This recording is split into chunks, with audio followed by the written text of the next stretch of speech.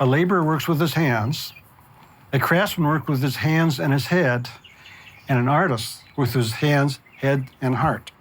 I started blowing glass in 1964. I was 21 years old. I started off glass blowing at Disneyland after I was working, while I was working at Carnation, scooping ice cream there. The guy that taught me was personally recruited by Walt to set up a glass blowing program for the Disney operation. The son of the guy that taught me went off to Vietnam War, so basically I was asked to be his replacement on the torch at Disneyland. What did I learn from Walt Disney? I learned proportions from Walt. I live in a kind of a silent world. I'm deaf. I have some hearing, enough to get by, but almost always it gets me in social trouble because I think they said something and it's different from what they did say. I retreat more. I can only talk to one person at a time because I can't see since I lip read so much, I can't see two people talking at the same time.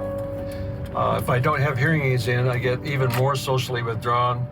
It's a lifelong thing. My sister was born this way too. I don't see it as a handicap. It forced me to be more visual. I see everything in visuals instead of sound. I interpret sounds into colors. The ears, you could say, really did influence my art because I don't have that range to deal with.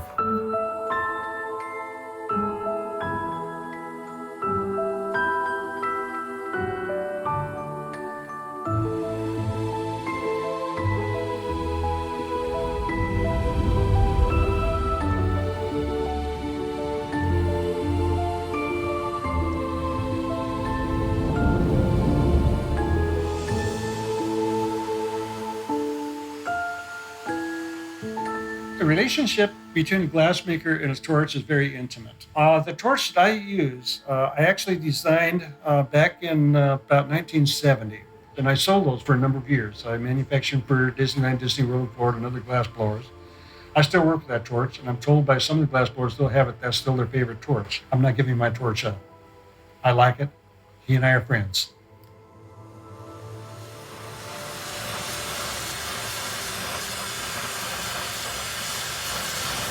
I got a painting in my bedroom that was painted of me many years ago, a guy named Chuck Oberstein.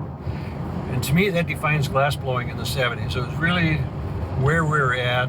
Yes, it's a portrait of me, but more than that, it's really a slice of what glass blowing was like, what we were making, the environment we were making in. It was really a slice of what the glass was in early 70s before it became a movement, so to speak. That painting represents something very significant to me.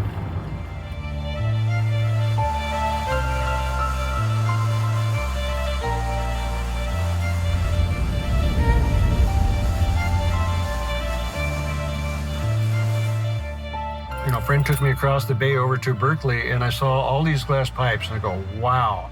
Both my parents graduated from UC Berkeley, and Telegraph Avenue is the street for Berkeley. So I went in and shopped there, and I saw all these glass pipes, and I go, oh my God, where did this come? I thought I knew every glass blower in the country.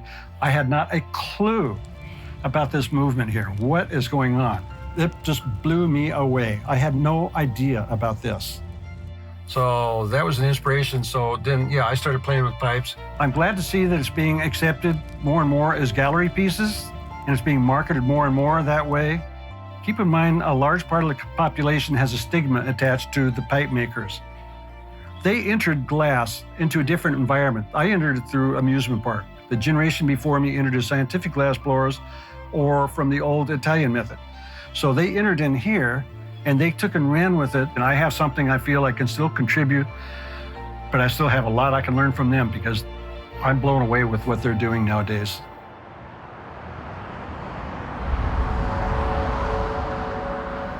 What is it like selling glass pipes in the Bible Belt? I'm going to do what I'm doing. If they don't like it, they go on down the road. I'm going to talk to people that like what I'm doing. I acknowledge them and give them the right to make their opinions, but I'm not letting that influence me. Do I think people look down on me for blowing pipes? Some do. To me, it's an art form. I get to play with my colors. I'm having a lot of fun, and I'm making a lot of people happy.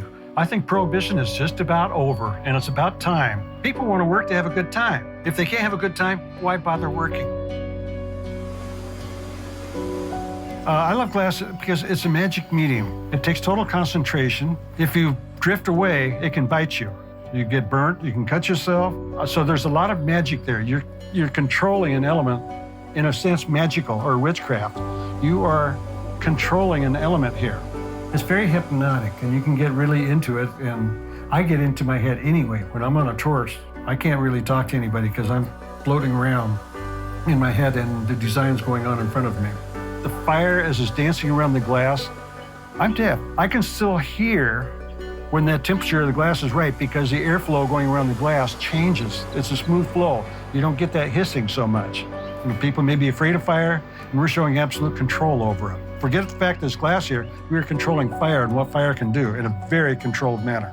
It's always been with mankind. I mean, the first lightning strike, and then they learned how to make fire. Then it got more, then we started using fire for cooking. Then we're using it, like at my level of development, we're using glassblowing. The people with brains, the rocket scientists, they use it to get to the moon. Fire has always been our tool to achieve something. I have a device in my studio. It's called a polar scope, and further, it's called a full color polar scope. It's got about an 8x10 viewing screen there, which really shows you stresses in glass. If you don't fire correctly in an oven, it's going to have a stress line. I'll show you a piece that's been fired correctly. This is an elephant that's been fully annealed. Looks nice and pretty. There's no lines, clear color. This has been annealed correctly. This is another one. This is the candlestick. You can see there's no lines. This one is something I made a little earlier today. I only made it halfway, but you can see the stress line here. Now take a look where you see a rainbow here. That is bad news. Rainbows are bad. They are very bad. That's where it's going to crack. There's a price to be paid for being an artist, and you don't know what that price is until the price comes due. I withdrew from life about 14 years ago. The favorite lady of my life unfortunately died. You might say complications of cancer, but she ended her life in 2003. 2003, she had to commit suicide. She is my best muse.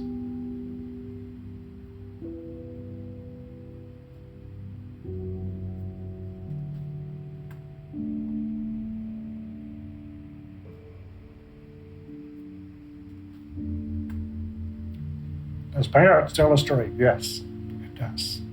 It's a lifetime story. When I go, I hope to catch up with her again.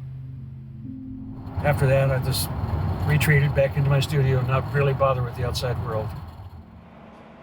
My hands are not as good as they used to be because I am getting older. I mean, let's face it, I am 70. You don't have that much time left. My doc says, I thought, can I take care of my thumbs here? They're not functioning quite right. And says, quite simply, you just worn your joints out.